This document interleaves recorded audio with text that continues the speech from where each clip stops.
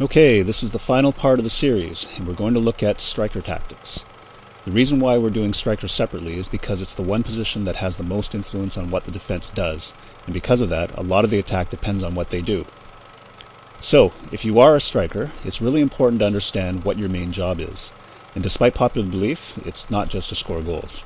Your first important job as a striker is to pull defenders out of position. In this clip, you can see the ball come upfield, and the striker has a defender tight on him.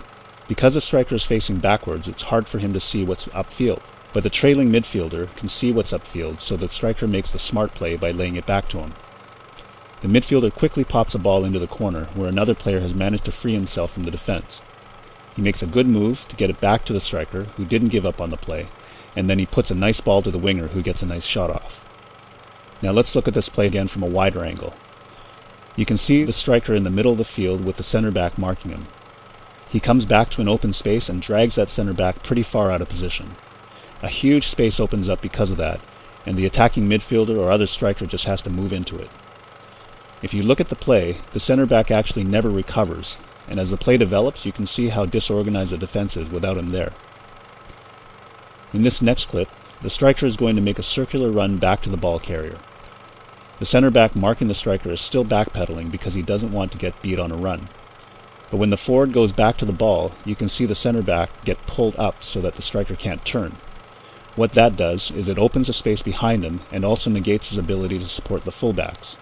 Because of this, the midfielder is able to sneak through almost untouched. The next important job of a striker is to draw defenders in close and away from other attackers. Strikers tend to get a lot of attention because they're always in the most dangerous part of the field. In this clip, you can see the striker being marked, and as soon as the ball comes inside to him, every defender nearby practically jumps him. And because more than one person is marking him, this means someone else is going to be free. Let's watch it from another angle. You can see that once the striker gets the ball inside, everyone's eyes are locked onto him. Nobody sees the trailer coming up from behind until the striker lays it back, and by that time, it's way too late. In this next clip, you can see the striker drawing both center backs to him, because at that time, he's the only attacker in view. All of the other nearby defenders also have their eyes on him, even though there are trailers moving in. Now, after about a second, the trailers are already in range, but because the defenders were so preoccupied with the striker, all three of the